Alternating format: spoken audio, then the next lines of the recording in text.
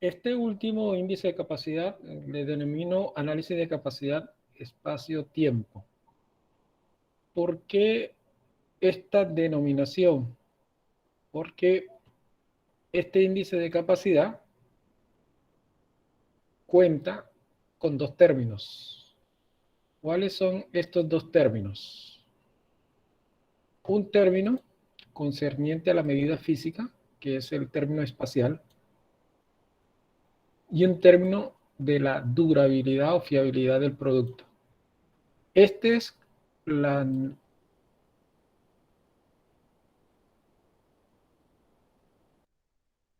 el sentido de que todos los indicadores que hemos simplemente desarrollan la parte espacial, que son las mediciones físicas del producto con respecto a sus especificaciones. Para poder calcular la fiabilidad, se debe tener conocimiento de lo que se presentó en estadística 1 en cuanto a las distribuciones continuas. Por ejemplo, la exponencial, la Weibull, la beta, la gamma. Y evaluar la medida de probabilidad de la fiabilidad. ¿Cómo está definida esa medida de probabilidad de una fiabilidad? Está definida como la probabilidad de que el tiempo t, o sea, de duración de dicha variable, que en este caso, obviamente, la variable que estamos definiendo es tiempo-duración, sea superior a un tiempo t determinado. Por ejemplo, un televisor LED, ¿cuál es la probabilidad de que la pantalla de ese televisor dure más de 6 años? Entonces sería la probabilidad de que el tiempo t sea mayor de 6. Ese sería entonces o definido como la fiabilidad para 6 años. Y esta es una medida de probabilidad. ¿Qué distribución aplicar? Como yo les decía, se aplica una distribución continua. La mayor parte de las veces la distribución que se aplica es la distribución Weibull. Entonces, cuando se trata de productos y en cuanto a su durabilidad, la distribución Weibull. Que vamos a hacer una especie de repaso de la distribución Weibull, a pesar de que en uno de los ejercicios, el ejercicio que se está tomando, vamos a aplicar otra distribución que posiblemente no es conocida por ustedes, pero se va a aplicar esa distribución por las características del caso de estudio. Cuando se genere, ya sabemos que la fiabilidad, que es RDT, es una medida de probabilidad. Cuando ya se tenga esa medida de probabilidad, se calcula qué valor de Z tiene esa medida de probabilidad. Ya tenemos aquí un valor de Z. Y recuerden, en el caso de índice de capacidad univariado y multivariado en alguna de las propuestas, una vez encontrado el valor de Z, se divide entre 3, que es el caso que tenemos ahí.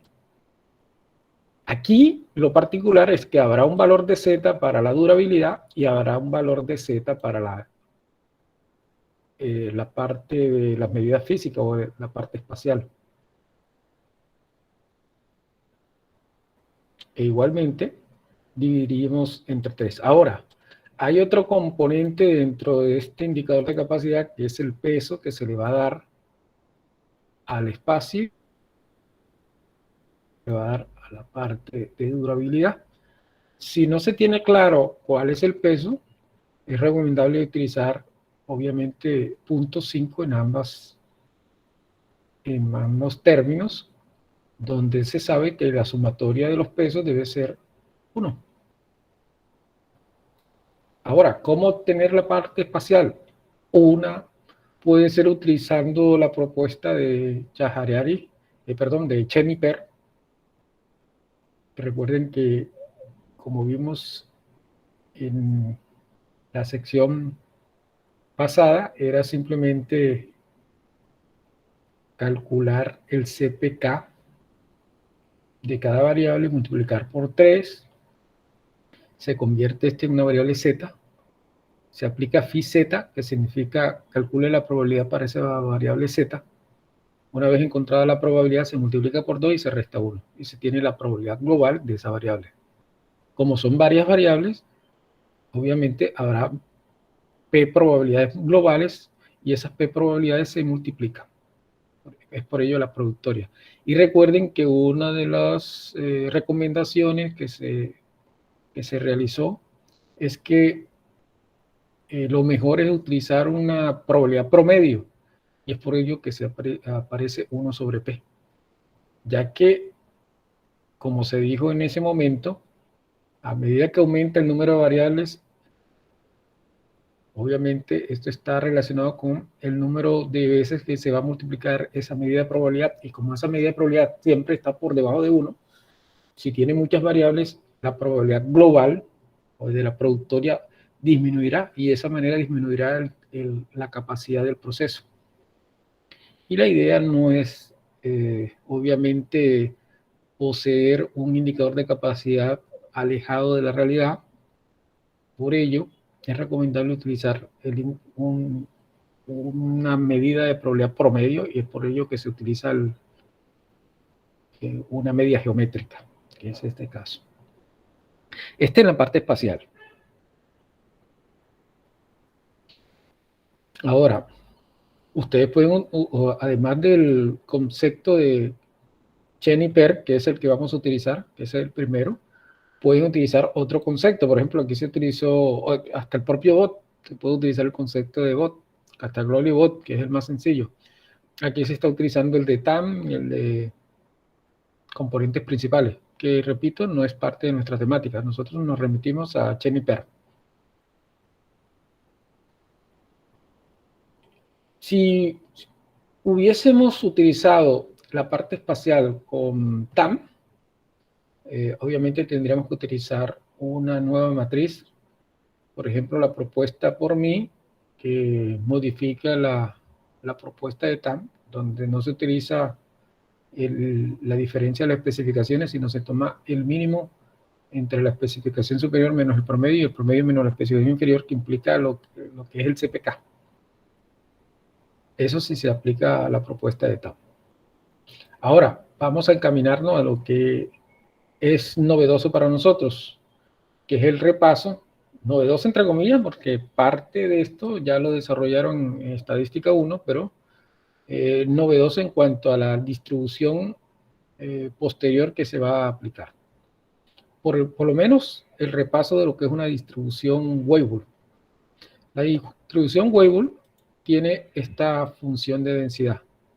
La función de densidad tiene dos parámetros, un parámetro de escala lambda y un parámetro de forma alfa. Recuerden que aquí se está evaluando tiempo, por eso que ustedes ven como variable aleatoria t. Ahora, en el momento de calcular la medida de probabilidad de que t sea mayor que t, es decir, la probabilidad de que la variable t sea mayor que t es igual a la fiabilidad, que está representada por R de t, que sería igual a E a la menos lambda t alfa.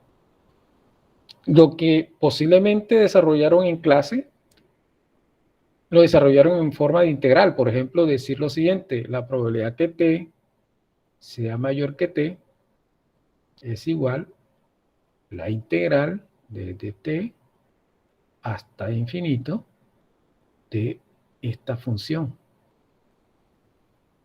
que es la función Weibull, donde recuerden que lambda y alfa son constantes, son parámetros, y tendrían que realizar esta integral de x.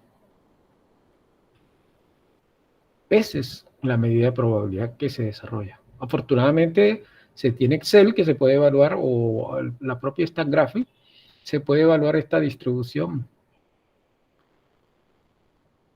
Weibull.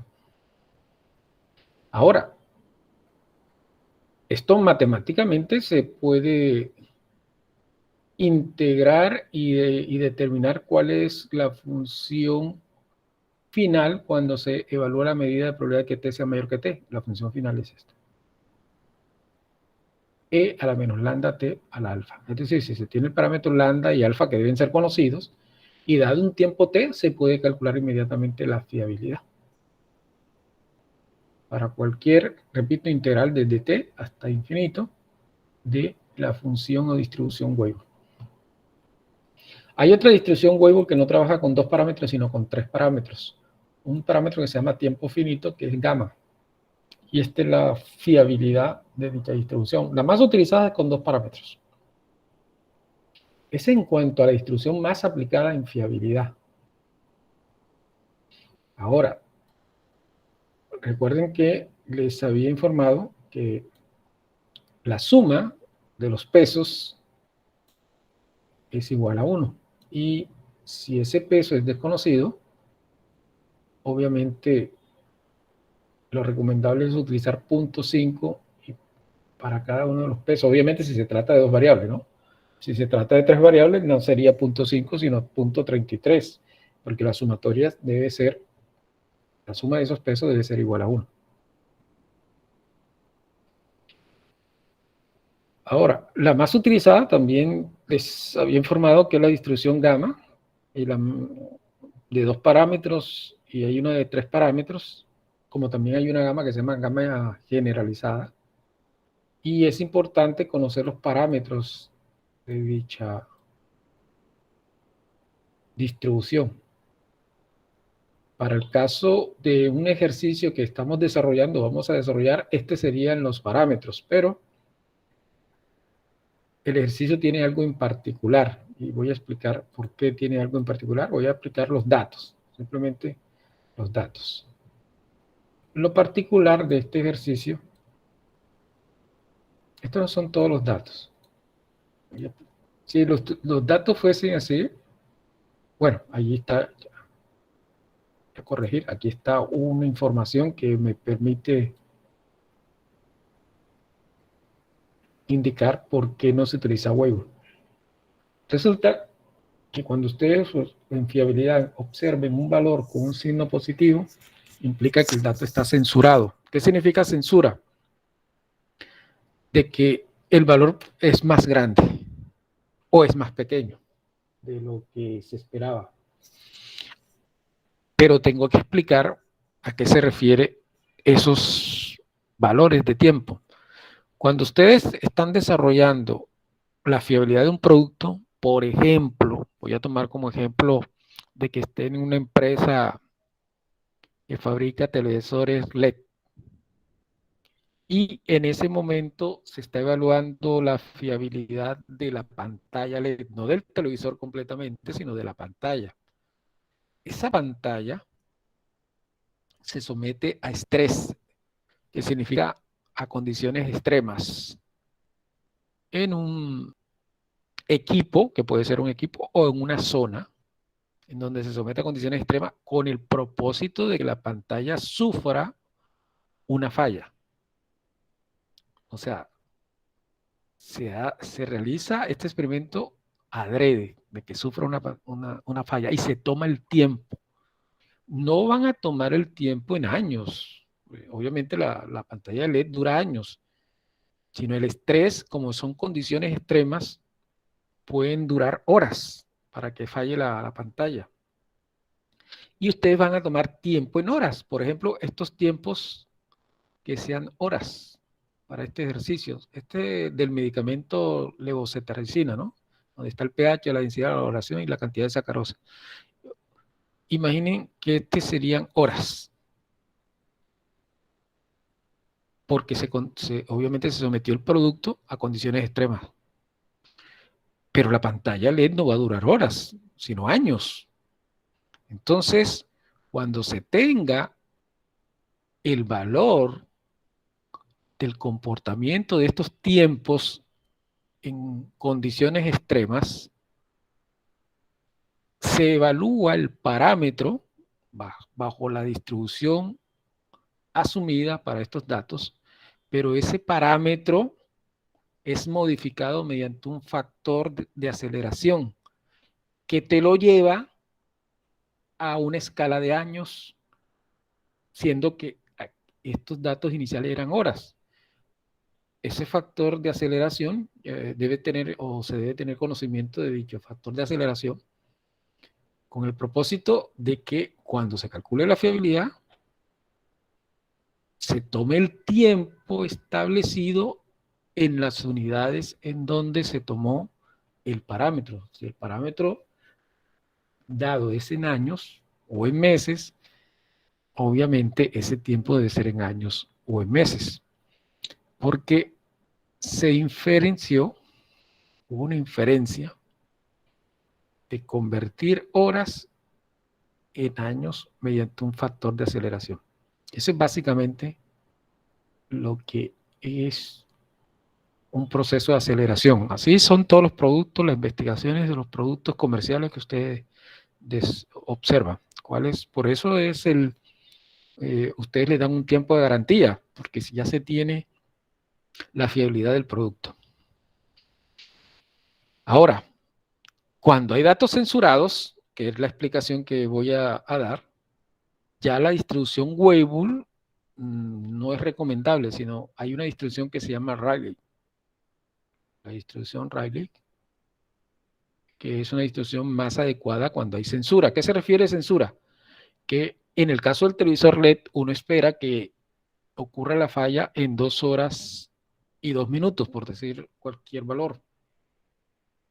Y resulta que esa LED no duró 2 horas y 2 minutos, sino duró mucho más. Obviamente tú no vas a esperar hasta que falle. Tú dices, bueno, duró más del tiempo establecido, por lo tanto lo voy a considerar ese valor como censura. Como también puede ocurrir de que en el momento de hacer el experimento a condiciones extremas, falle casi que inmediato.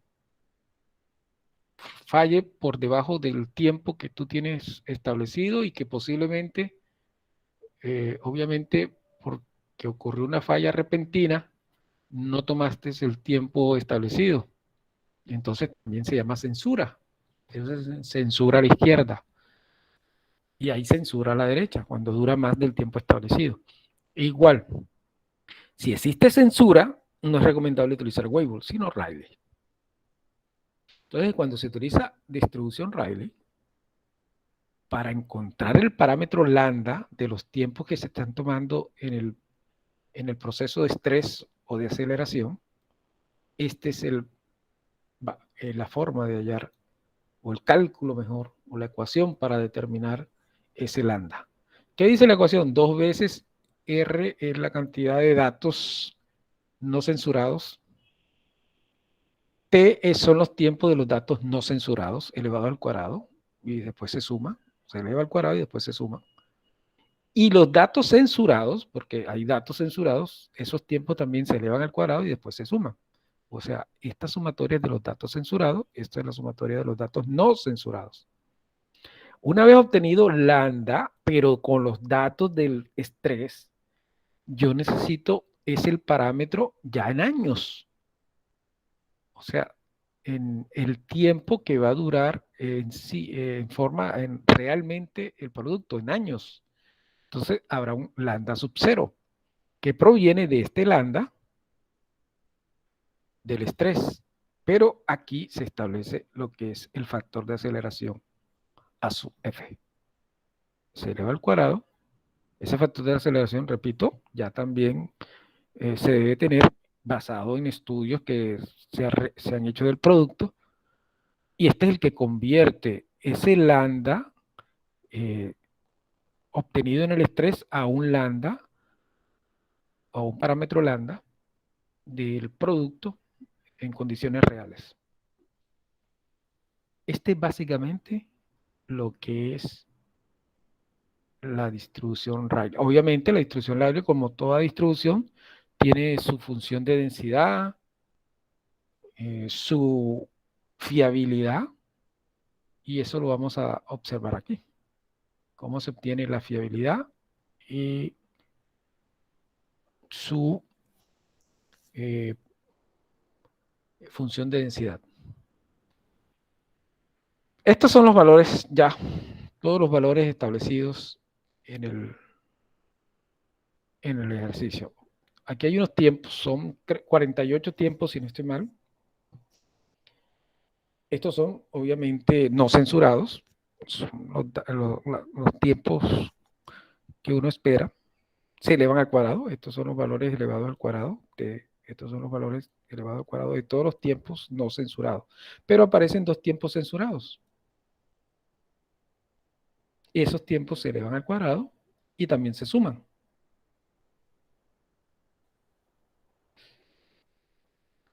La suma de los tiempos no censurados, obviamente esos tiempos elevados al cuadrado da 61,17 y la suma de esos tiempos elevados al cuadrado de los datos censurados da 7,92. Y es donde aquí se aplica, ¿no? Suma de los tiempos al cuadrado no censurados, 61,17, más suma de los tiempos al cuadrado de los datos censurados, 7,92, suma. Y en la parte del numerador, 2 por la cantidad de datos no censurados, 46. Eso da 1,33.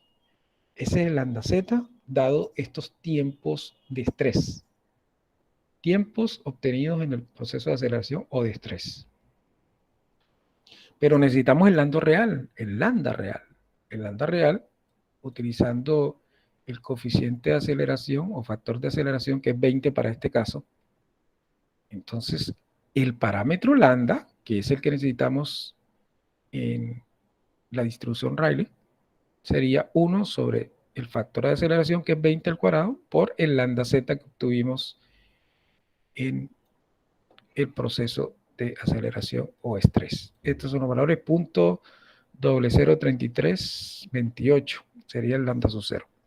Ahora aquí les indico cómo es la función de densidad de la distribución Rayleigh. Esta es la función de densidad. Este lambda sub 0 es el que encontramos. T, el tiempo establecido. Obviamente el ejercicio le debe dar, en este caso el ejercicio del taller que ustedes están desarrollando, en el caso real se debe ya conocer cuál es la duración que uno espera de ese producto. E a la menos lambda sub 0, T al cuadrado, ya como sea, ya se tiene el tiempo establecido de duración, este es el T que van a reemplazar, ya tienen el lambda sub 0. Y la fiabilidad, que recuerden que es la probabilidad de que el tiempo T sea mayor que T, es esta ecuación sencilla, el exponente de a la menos lambda sub 0 T al cuadrado sobre 2. Para el caso que estamos desarrollando en el medicamento, se requería que el medicamento tuviera 2 años de duración, de durabilidad, 2 años. Por eso aparece R de 2, que sería la probabilidad que T sea mayor de 2. Reemplazamos el lambda sub 0 obtenido, que es 3.328 a la menos 3, por T, como son 2 años, 2 al cuadrado sobre 2. Eso da 0.9983. Esa es la medida de probabilidad de que el tiempo T sea mayor que 2, que es lo mismo que decir que es la fiabilidad para 2 años. La fiabilidad para 2 años, 0.9983. Ya teniendo ustedes la fiabilidad para 2 años, 0.9983, tienen el segundo término de este indicador de capacidad. Ahora, el primer término, como yo les decía, como nosotros aprendimos, fue Chen-Iper. Aplicamos Chen-Iper, pero corregido. Entonces, recuerden que hay que hallar el CPK de cada variable. Aquí ya tenemos el CPK de cada una de las variables, del pH, densidad, valoración y contenido de sacarosa, la parte espacial, ¿no? Ese CPK se multiplica por 3, se obtiene Z. Una vez obtenido Z, phi Z significa calcule la probabilidad para ese valor Z, multiplica por 2 esa probabilidad y restas 1. Y estas son las probabilidades globales de cada variable. Esta es la global del pH, de la densidad, de la valoración y de la, de la valoración, sí, y del contenido de sacarosa. Elevado a un cuarto, que genera un promedio. Se suma 1 y se divide entre 2. Obviamente, tal y como nos explica la formulación, ¿no? Se suma 1 y se divide entre 2.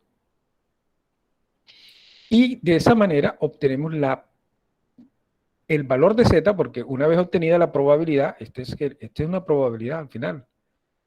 Una vez obtenida la probabilidad, se determina qué valor de Z tiene esta probabilidad, al igual que valor de Z tiene la fiabilidad.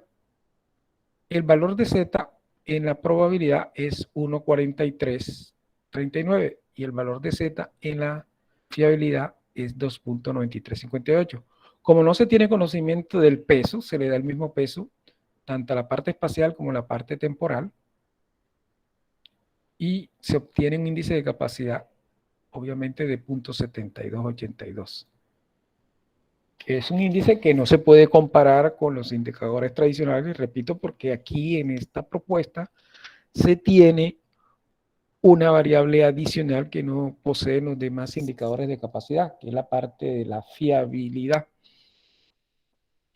¿Y por qué se realizó de esta manera? Porque desafortunadamente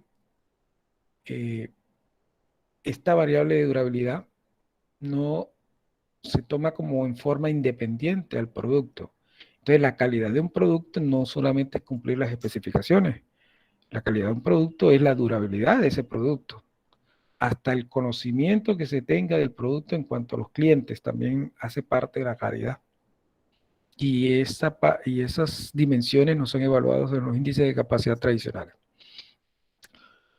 Y va maneras de información, esta es la temática que nos interesa, el anterior a maneras de información es esta temática, índice de capacidad de perfil lineal, presentada por estos autores, Nemati, Amiri y Norosona. Estos índices, perfil lineal, ¿qué significa? Una regresión, o sea, que ustedes van a encontrar relaciones lineales entre variables en unos procesos. Entonces, cuando hay relaciones lineales, el índice tradicional obviamente no es adecuado. Entonces, estos autores, Nemati y los otros, construyeron un indicador de capacidad que tiene que ver con esa relación lineal y construyeron, obviamente como cualquier relación lineal, unos coeficientes. Estos son los coeficientes que nos permiten calcular el indicador de capacidad. Ellos calculan unos límites naturales de tolerancia basado en el modelo de regresión y calculan unos límites, obviamente, del proceso. Con respecto a las especificaciones y realizan una razón entre ellos. La del proceso con respecto a las especificaciones con respecto a la del proceso. Esta es la formulación que aplica Nemati.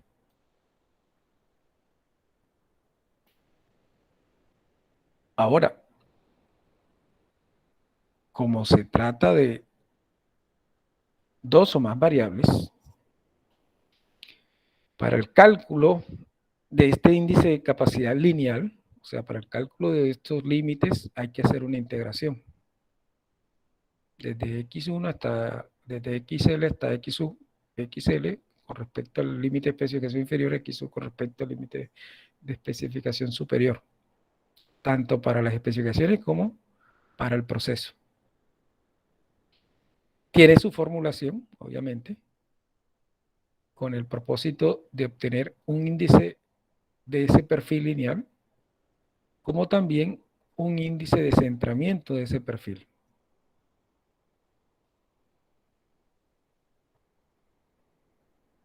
Aquí les represento lo que es el cálculo del CPU y el CPL para este indicador de perfil lineal. Aquí están los cálculos de cómo se obtienen las integrales para cada uno de ellos, hasta llegar a la integral que nos interesa. Por ejemplo, aquí hay una información de una concentración, un pH. Obviamente están codificados, tanto el pH como la concentración. Codificados en el sentido de que son valores multiplicados o sumados con otros valores con el propósito de que no se sepa realmente los valores reales para tratar de conservar o de no presentar los valores reales de la empresa, ¿no? Ya hace parte de los requerimientos de la empresa con el propósito de que sus datos reales no se presenten a luz pública. Estos son los valores de los límites de especificación del pH. Aquí están los indicadores de capacidad univariados. Y aquí está la relación entre las variables, como es la regresión lineal de las variables. Este es NEMATE, ¿no? Uno en el software puede obtener esa regresión. Aquí está el límite superior y el límite inferior del proceso, de las especificaciones, y lo que viene ahora en adelante son las integraciones. Aquí están obviamente los valores de las especificaciones del pH, porque el pH aquí sería la variable respuesta. Y una vez obtenida la integral, ya se tiene el índice de capacidad, que en este caso es 1.73. En el caso obviamente, del centramiento del proceso, también se aplica los mismos criterios, el CPU y el CPL, y se toma el mínimo, pero igual son integrales.